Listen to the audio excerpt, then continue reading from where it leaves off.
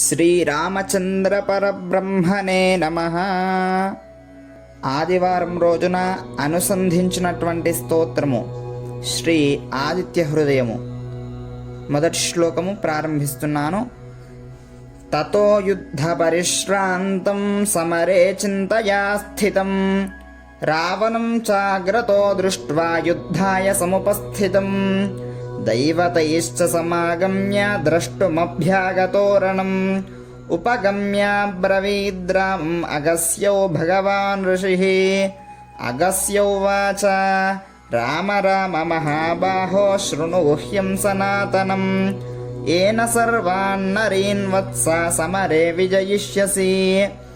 ఆదిత్య హృదయం పుణ్యం సర్వశత్రు వినాశనం జయావహం జపేన్నిత్యమక్షయ్యం పరమం శివం సర్వమంగళమాంగళ్యం సర్వపాపప్రణాశనం చింతాశోకప్రశమనం ఆయుర్వర్ధనముత్తమం రశ్మిమంతం సముద్యంతం దేవాసురనమస్కృతం పూజయస్వ వివస్వంతం భాస్కరం భువనేశ్వరం సర్వదేవాత్మకో హ్యేష తేజస్వీ రశ్మిభావనః ఏష దేవాసురగణాన్ లోకాన్ పాతికభస్తిభిః ఏష బ్రహ్మా చ విష్ణుశ్చ శివస్కందః ప్రజాపతిః మహేంద్రో ధనదః కాలో యమః సోమో హ్యమాం పతిః పితరో వసవః సాధ్యాః హ్యశ్వినో మరుతో మనుః వాయుర్వహ్నిః ప్రజాః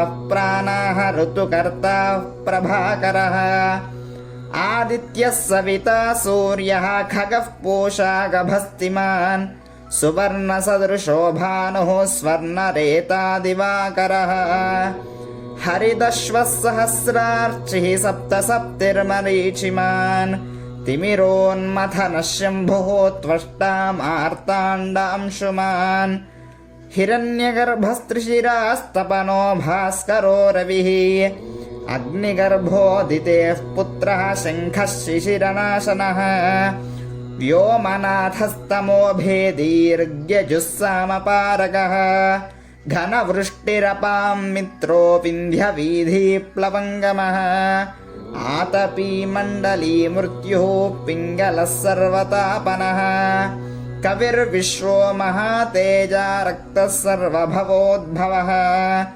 నక్షత్రగ్రహతారానామధిపో విశ్వభావనः తేజసామపి తేజస్వీ ద్వాదశాత్మన్నమోऽస్తు తే.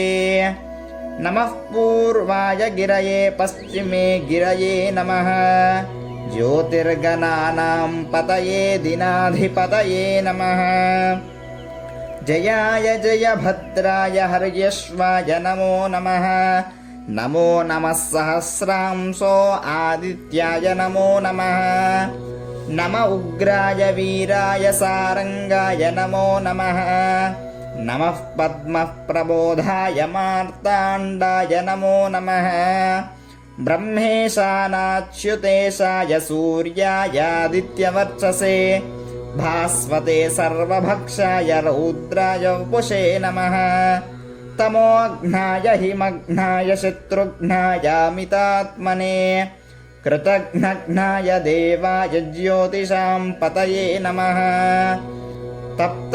తప్తచామీకరాభాయ వహ్నయే విశ్వకర్మణే నమస్తమోభినిఘ్నాయ రుచయే లోకసాక్షిణే నాశయత్యేష వైభూతం తథైవ సృజతి ప్రభుః పాయత్యేష తపత్యేష వర్షత్యేష గభస్తిభిః ఏష సుప్తేషు జాగర్తి భూతేషు పరినిష్ఠితః ఏష చైవాగ్నిహోత్రం చ బలం చైవాగ్నిహోత్రిణాం వేదాశ్చ క్రతవశ్చైవ క్రతూనాం ఫలమేవ చ యాని కృత్యాని లోకేషు సర్వాణ్యేషు రవిః ప్రభుః ఏనమాపత్సు కృచ్రేషు కాంతారేషు భయేషు చ కీర్తయన్ పురుషః కశ్చిత్ నావసీదతి రాఘవ పూజయస్వైనమేకాగ్రో దేవదేవం జగత్పతిం ఏతత్త్రిగుణితం జప్త్వా యుద్ధేషు విజయిష్యసి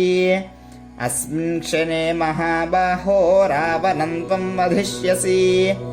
एवमुक्त्वा तदागस्त्यो जगाम च यथागतम्। एतत् श्रुत्वा महातेजा नष्टशोको भवत्तदा। धारयामास सुप्रीतो राघवः प्रयतात्मवान्। आदित्यं प्रेक्ष्य जिप्त्वा तु परं हर्षमवाप्नुवान्। त्रिराचम्यशुचिर्भूत्वा धनुरादाय वीर्यवान्। रावणं प्रेक्ष्य हृष्टात्मा युद्धाय समुपागमत्। सर्वयत्नेन महता वधे तस्य दृढोऽभवत्। अधरविरवदन्निरीक्ष्य रामं मुदितमनः परमं प्रहृष्यमानः। निशिचरपतिसंक्षयं विदित्वा सुरगणमध्यगतो वचस्त्वरेति।